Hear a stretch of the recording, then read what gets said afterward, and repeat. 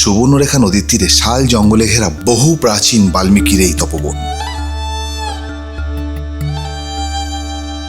এই আশ্রম হচ্ছে দস্যু রত্নাকর, যিনি ছিলেন ডাকাত।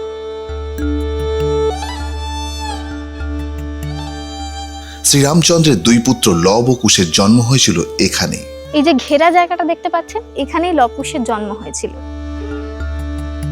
এখানে যেমন সীতাকুণ্ডে সারা বছর জ্বলে যায় আগুন, তেমনি বয়ে যাওয়া সীতানালা কখনোই শুকোয় না। এই যে সীতানালা, সীতানালার পাশেই রয়েছে খড়িমাটির পাহাড়। এই যে এটা কিন্তু খড়িমাটি। কথিত আছে যে এখানে নাকি শ্রীরামের তীর ধনুক পড়েছিল। আজ দেখা যাক রামায়ণের সঙ্গে সম্পর্কযুক্ত ঝাড়গ্রামের সেই বাল্মীকির তপবন।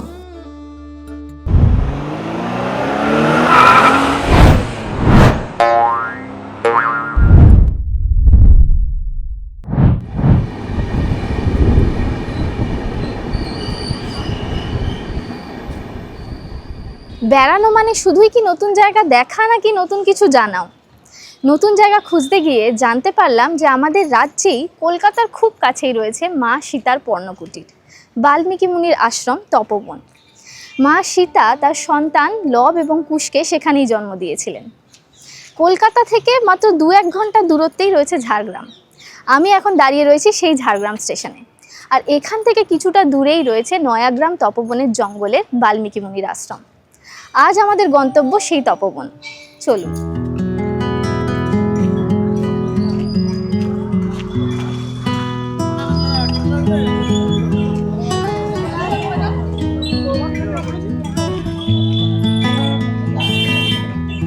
ঝাড়গ্রাম স্টেশনের বাইরে টোটো অথবা 4 হুইলারে করেই কিন্তু সমগ্র জায়গাটা ঘুরতে হয়। তবে আমরা যেখানে যাচ্ছি সেখানে টোটো যায় না, তাই আগে থেকেই আমরা গাড়ি বুক করে রেখেছিলাম যথেষ্ট রিজনেবল প্রাইসে। তাই এই গাড়ির সমস্ত ডিটেলস আপনাদেরকে পরে জানাচ্ছি। এখন বেরিয়ে পড়া যাক।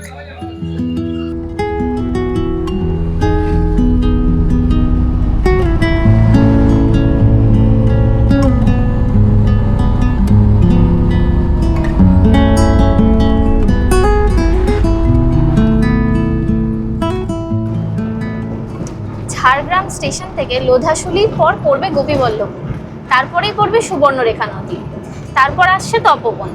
কিন্তু সেক্ষেত্রে কিন্তু ব্রিজ হয়ে যেতে হবে তপবনে, কিন্তু আমরা আজকে যাচ্ছি রোহিণী হয়ে। এক্ষেত্রে আমরা একেবারে সুবর্ণরেখা নদীর কাছাকাছি যাব, মানে পোল ক্রস করে আমরা যাব তপবনে।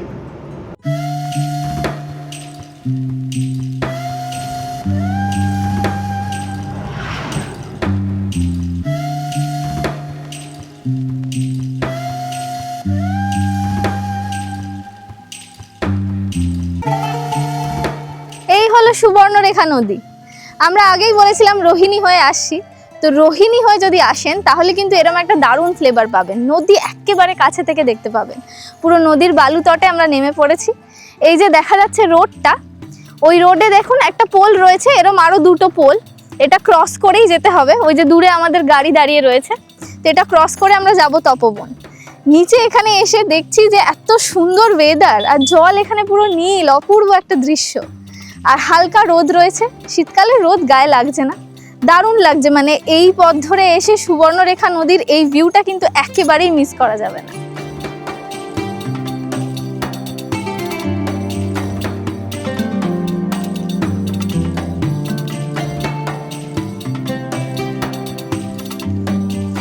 শোনা যায় সুবর্ণরেখা নদীর এই বালুচরেই মিশে থাকতো সোনার কণা, তার থেকেই নাম হয় সুবর্ণরেখা।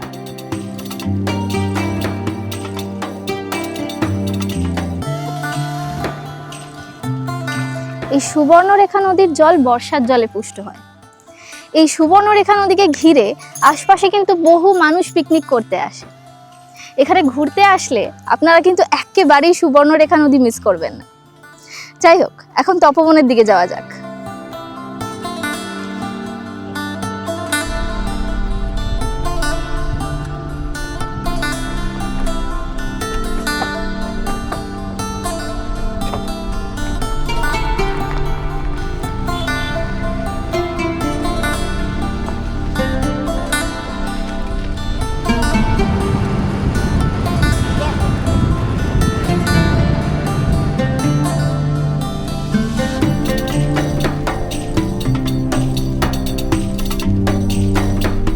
পৌঁছে গেছি তপবনে ঋষি বাল্মীকির আশ্রমে।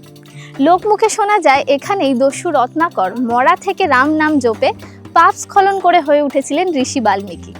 তার ধ্যান করার সময় তার গায়ে নাকি উইয়ের ঢিপি তৈরি হয়ে গিয়েছিল। এমনও শোনা যায় যে এখানেই লবকুশ বড় হয়ে উঠেছেন। তো এই যে দেখতে পাচ্ছেন রোডের ঠিক ওই পাশে একটা ছোট্ট পোল দেখা যাচ্ছে, ওই ছোট্ট পোলটা ক্রস করেই যেতে হবে তপবনে। আর পোলের নিচে রয়েছে সীতানালা। চলুন এগিয়ে দেখি।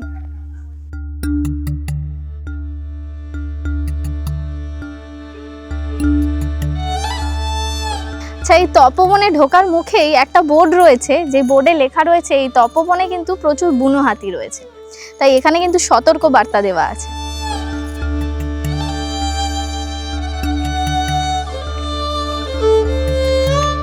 এই যে সীতানালা, এই পোলের নিচে যে জলাশয়টা রয়েছে এটাকেই সীতানালা বলা হয়।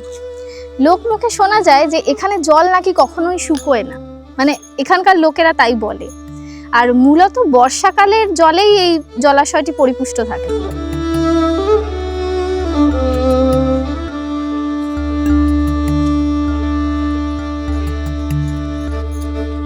এই সীতানালার সামনেই রয়েছে সুন্দর তপবন। যাই এবার তপবনটা ঘুরে দেখি।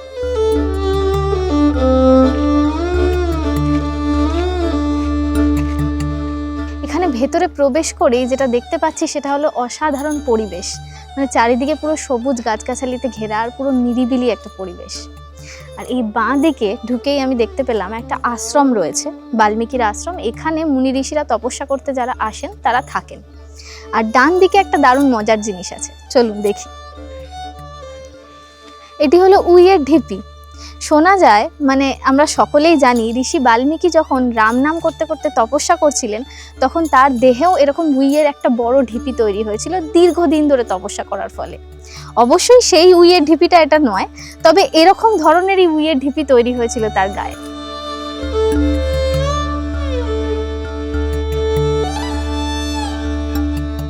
বহুকাল আগে এই সমগ্র অঞ্চলে ঘন জঙ্গল ছিল। তপবনের এই জঙ্গলেই রত্নাকর দস্যু রাম নাম জপে পাপ স্খলন করে হয়ে উঠেছিলেন ঋষি বাল্মীকি মুনি। এখানেই কিন্তু সীতা মায়ের পর্ণকুটির ছিল। বর্তমানে এই জায়গাটাতেই একটা লাল মন্দির তৈরি করা হয়েছে মা সীতাকে উৎসর্গ করে। এই যে সামনেই রয়েছে সেই মন্দিরটা।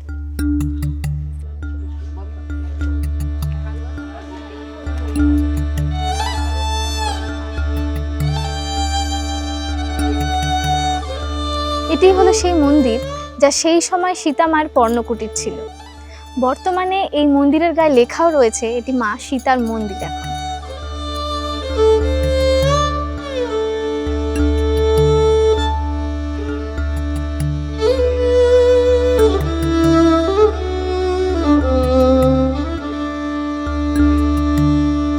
বেশ কয়েক বছর ধরে এই বাল্মীকি মুনির আশ্রমের তত্ত্বাবধানে একজন সাধক বাবা রয়েছেন।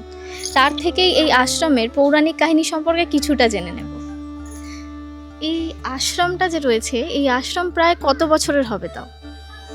এই আশ্রম হচ্ছে দস্যু রত্নাকর, যিনি ছিলেন ডাকাত, তারই রচিত রামায়ণ হয়েছিল। তিনি মহর্ষি ঋষি বাল্মীকি হয়ে এইখানে বসে রামায়ণ রচনা করেছিলেন।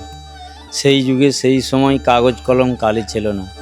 তালপাতার ছন্দে ছন্দে কাঁটায় রেখা দিয়ে বর্ণনা করেছিলেন পালি ভাষাতে। সেই পালি ভাষার রামায়ণ আমাদের বাংলা, ভারত, সারা পৃথিবীর 400 কবি বিভিন্ন জাতিগত মত ভাষা নিয়ে প্রকাশ করেছে। এইখানে প্রজা অপবাদের জন্য মাতা সীতাকে রামচন্দ্র দ্বিতীয়বারের নির্বাসনে দিয়েছিলেন, বা তার রাজ্যের সীমানার বাইরে দূরদেশে লক্ষণ নিয়ে এসে মাতা দেবীকে এই বাল্মীকি ঋষির তপবনে ছেড়ে দিয়ে গিয়েছিলেন। মায়ের ছিল 5 মাস গর্ভবতী অবস্থা।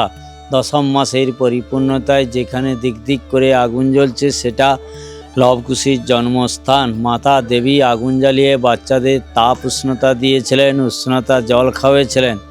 এইখানে 12 বছর ছিল লবকুশ। বেদ বিদ্যা অধ্যয়ন করেছিল, অস্ত্র শিক্ষা আয়োজন করেছিল। তপবন তো অনেকগুলোই রয়েছে, আর এটা বাল্মীকির তপবন। আর কি কি তপবন আছে? এই রকম তপবন আমাদের ভারতবর্ষে 8, 10, 12টা আছে। আছে অহল্যা তপবন, আছে রামচন্দ্র গুরুদেবের বিশ্বামিত্রের তপবন, বশিষ্ঠ মহারিষির তপবন, নৈমিষ্য কাননে তপবন, সিদ্ধেশ্বরীতে সর্বমনস্কামনাময়ী মায়ের তপবন, পঞ্চবটিতে সীতাপহরণের তপবন, দণ্ড কারণে তপবন, চিত্রকূট পর্বতে তমসা নদীর তীরে তপবন, কৈলাসে পার্বতী মায়ের তপবন। আরও তপবন আছে তপ জপ নিয়ে, যেখানে ঋষিরা সদাই সাধন ভোজন করে তাকেও তপবন বলা হয়। এই যে তপবনের কথা বললাম, মুখের কোনো কথা নয়, পুরাণ ইতিহাস নিয়ে বলা কথা। এবারে সত্য কি মিথ্যা যার যেমন মনের উপরেই বিশ্বাসে নির্ভর করে। বাল্মীকি মুনির আশ্রম সম্পর্কে সাধক বাবার থেকে সমস্তটাই জানার চেষ্টা করলাম আমরা, অনেক পৌরাণিক কাহিনীর সত্যতা জানতে পারলাম। তো এবার আমরা চারিদিকে আর কি কি রয়েছে সেটা ভালো করে একটু ঘুরে দেখে নিই। এটাই হলো লব কুশের আঁতুর ঘর। এই যে ঘেরা জায়গাটা দেখতে পাচ্ছেন, এখানেই লব কুশের জন্ম হয়েছিল। এর ভেতরে রয়েছে একটা বিস্ময়কর জিনিস, চলুন ভেতরে গিয়ে দেখি।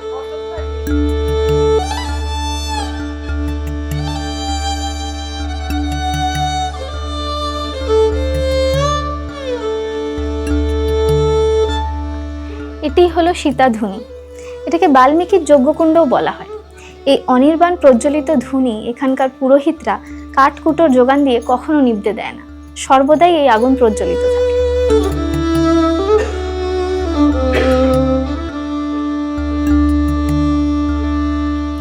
এই যে সীতাধুনি থেকে ঠিক বেরিয়েই গম্বুজের আকৃতির যে জায়গাটি দেখতে পাচ্ছেন, এটাই হলো ঋষি বাল্মীকি মুনির সমাধিস্থল।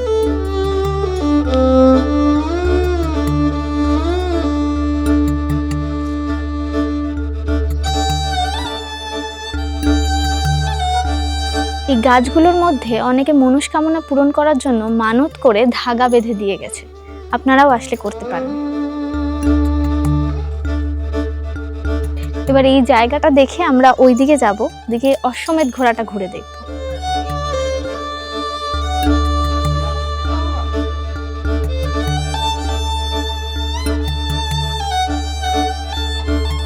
এই যে মাটির তৈরি করা একটা অশ্বমেধ ঘোড়া দেখতে পাচ্ছেন, সেই সময় লব এবং কুশ এই অশ্বমেধ ঘোড়াকে বন্ধন করেছিলেন। তারই একটা ছোট প্রতিরূপ এখানে তৈরি করা রয়েছে। আর তার ঠিক পেছনেই রয়েছে হনুমানজির মন্দির। আর তার ঠিক পাশেই দেখতে পাচ্ছি হনুমানজি হাতে পাহাড় নিয়ে দাঁড়িয়ে রয়েছেন, আর তার দুপাশে রয়েছে লব এবং কুশ।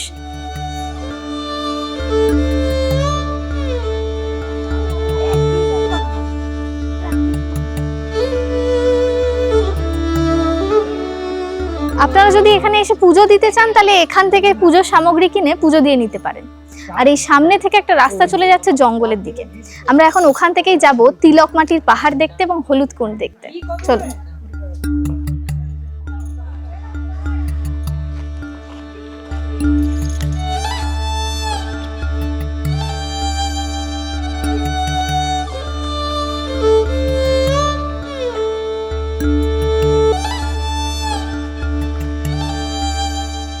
এই সীতানালা কিন্তু এখান থেকেই যাচ্ছে, মানে ওই যে ওই দিক থেকে বয়ে আসছে জলটা।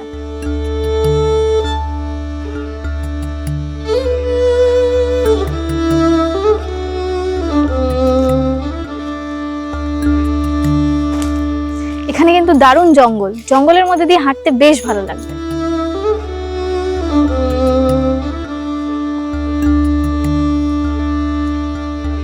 ওই যে চলে এসেছি খড়িমাটির পাহাড়ের সামনে। খড়িমাটির পাহাড় না বলে বরঞ্চ টিলা বলাই ভালো।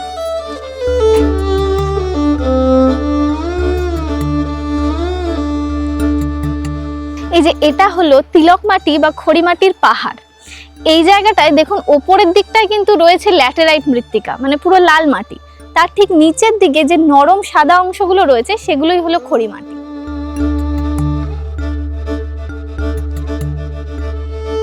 এই যে এই জায়গাটাকে বলা হয় হলুদ কুণ্ড। এখানে যে জলাশয়টা বয়ে যাচ্ছে এর বেশ কিছু অংশে হলুদ রং হয়ে রয়েছে, মানে একদম যেমন এই জায়গাটা একদম প্রপার হলুদ কালার রয়েছে।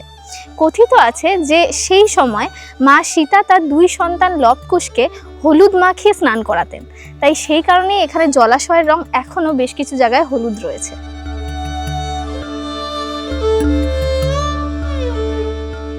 আমি ভাবছি আমি একটু ওই পাড়টায় যাব, মানে ওই খড়িমাটির ওদিকটায়। জল পেরিয়েই যাব, কিন্তু জুতোটা খুলে যাব, কারণ চারিদিকে প্রচুর পাথর, পড়ে গেলে লাগবে।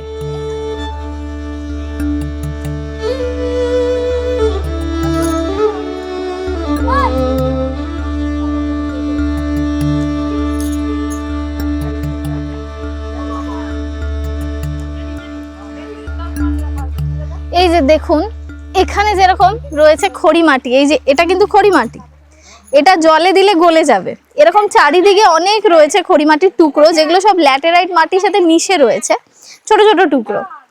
তো আর একটা বিষয় এখানে মানে নোটিসেবল, সেটা হলো এখানে না হলুদ রঙের কিছু মাটি দেখতে পাবেন, সেগুলো অ্যাকচুয়ালি সল্টেড মাটি। মানে বলা হয় যে এখানে হরিণ আসে জল খেতে, আর সেই সময় এই হলুদ মাটি থেকে নুনগুলো চেটে খেয়ে নেয়। অর্থাৎ এই যে মাটির মধ্যে মিনারেলস পাওয়া যায়, সেই মিনারেলসগুলো এই সল্টেড মাটিগুলোতেই রয়েছে, সেগুলো চেটে ওরা খায় যাতে হজমের জন্য সুবিধা হয়।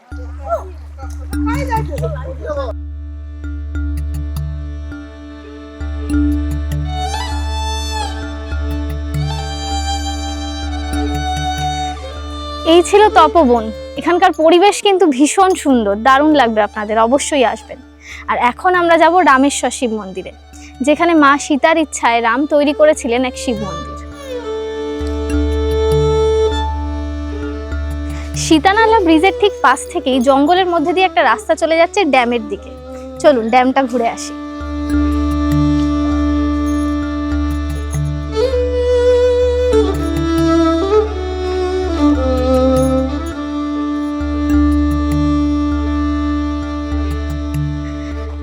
এই যে ড্যামে পৌঁছে গেছি, তবে ড্যাম দেখতে পাচ্ছি এখন বন্ধ। মানে এদিক থেকে যদি জলটা ছাড়ে তাহলে এই পাশটা পুরো জলে ভরে যাবে, এখন পুরো শুকনো হয়ে রয়েছে এই দিকটা। এই যে এটা হলো ড্যামের গেট ওঠানামা করানোর স্টিয়ারিং, এরকম আরো দুখানা রয়েছে, মোট 3টে রয়েছে এখানে এরকম। চলুন এবার রামেশ্বরমের দিকে যাওয়া যাক। পথে যেহেতু জানতে পারলাম যে এটা রয়েছে, তাই একবার দেখিয়ে দিলাম আপনাদেরকে।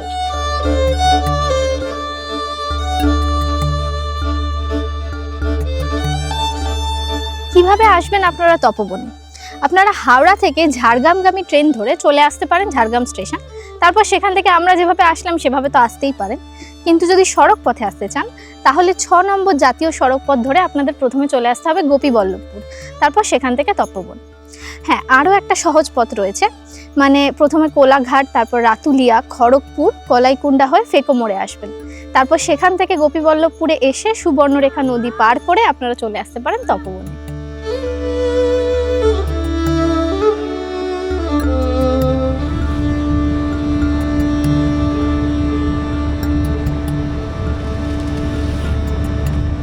আচ্ছা, গাড়ি ভাড়ার রেটটা সম্পর্কে আপনাদের জানানোর ছিল, তাই আপনাদেরকে বলে রাখি। আমরা মারুতি ওমনি ভাড়া করেছিলাম। তো সেক্ষেত্রে আমাদের দাদা ইমরান খান, উনি আমাদের নিয়ে এসছেন, সিনেমার ইমরান খান নয়, আমাদের সাথে যিনি এসছেন উনি আমাদেরকে এতদূর ঘুরিয়েছেন। তো ওনার থেকেই শুনে নেব যে এখানে আসার জন্য গাড়ি ভাড়া করার বা বিভিন্ন স্পট ওয়াইজ যে রেটসের ভ্যারিয়েশন হচ্ছে সেটা কি রয়েছে। আমরা এখানে ধরুন যেমন গাড়ি করবেন, আমাদের অমনি গাড়িতে আমরা টোটাল গোপীবল্লভপুর যে স্পটগুলো আছে, হাতিবাড়ি আছে, পাখিরালয় আছে, তপবন আছে, আমাদের রামেশ্বর মন্দির আছে, এটা আমরা 2500 টাকার মধ্যে ঘুরিয়ে দিচ্ছি। আর যদি আপনারা ডিজাইন নেন তার রেট একটু আলাদা হবে, 3000 মধ্যে আসছে, সেটা কম বেশি হয়তো 1-200 টাকা কম বেশি হয়ে যায়। আর যদি আর্টিকা বা বোলেরো গাড়ি নেন তাহলে আপনার হচ্ছে 3500 টাকা পড়বে। এটা একদম মানে পারফেক্ট রেট যেটা আছে সেটাই বলা হচ্ছে, তাতে কম বেশি 100 টাকা কোনো যায় আসে না, সেটা আমরা অ্যাডজাস্ট করে দিই। মানুষের সুবিধার্থের জন্য আমরা পাশেই আছি, সবসময় আছি এবং সারা জীবন থাকবো এবং কাজ করে যাব, যাতে মানুষের সমস্যা না হয়। আচ্ছা, তো যেহেতু কন্ট্যাক্ট করতে হবে তাই দাদার ফোন নাম্বারটা নিয়ে নিচ্ছি, আর আপনারা নোট করে নেবেন, আমরা ডেসক্রিপশন বক্সেও প্রোভাইড করে দেবো। আপনার নাম্বারটা বলুন। আমার নাম্বারটা হচ্ছে 9932733181। আমার নাম হচ্ছে ইমরান খান। তো আপনারা যদি দাদার সাথে ঘুরতে চান তাহলে অবশ্যই কানেক্ট করে নেবেন এবং এখানে এসে ঘুরে যাবেন।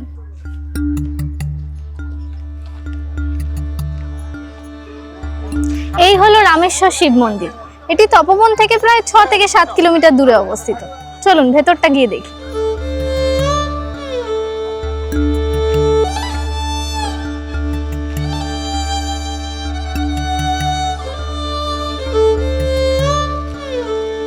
এই যে এটি হলো রামেশ্বর মন্দির। কথিত আছে যে এখানে নাকি শ্রীরামের তীর ধনুক পড়েছিল, আর মা সীতা ইচ্ছা প্রকাশ করেছিলেন এখানে একটি শিব মন্দির প্রতিষ্ঠা করার।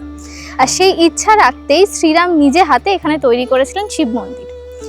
এই যে মন্দিরের ইনফ্রাস্ট্রাকচারটা দেখছেন, এটা কিন্তু একেবারে পুরনো সেটা নয়, কারণ অবশ্যই এতদিন হয়ে গেছে, এটা পুনঃসংস্কার করা হয়েছে, একটু রিপেয়ার করে রিনোভেট করে এখন এই ইনফ্রাস্ট্রাকচারটা রয়েছে।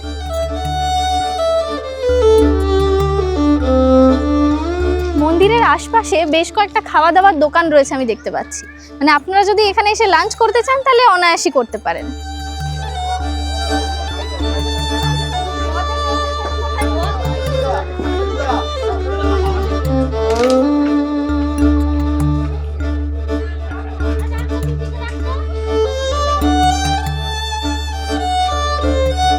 রামেশ্বর মন্দিরের এক কোণে এই গাছের তলায় দেখছি অনেক নন্দী মহারাজের মূর্তি পড়ে রয়েছে। এই যে এখানে এই মূর্তিগুলো আরো রয়েছে ওই পাশটায়।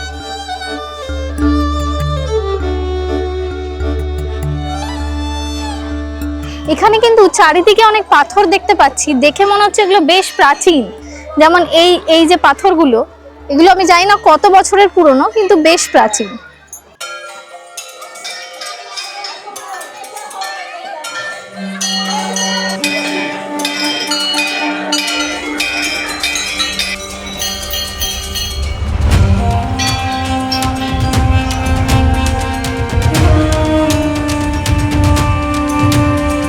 মন্দিরের ভেতরে প্রবেশ করেছিলাম, কিন্তু ভেতরে ভিডিও করা মানা, মানে বিগ্রহের ছবি আমরা তুলতে পারিনি, ভিডিও করতে পারিনি, কিন্তু আমরা দর্শন করলাম। আপনারাও এখানে এসে অবশ্যই পুজো দিয়ে যাবেন।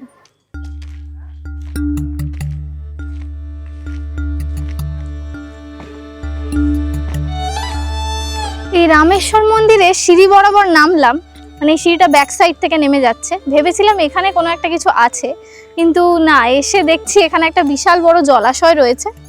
তো জানি না, হয়তো মন্দিরের জন্য জল এখান থেকে নেওয়া হয়। জলাশয়টা বিশাল বড়, খুব সুন্দর দৃশ্য এখানে।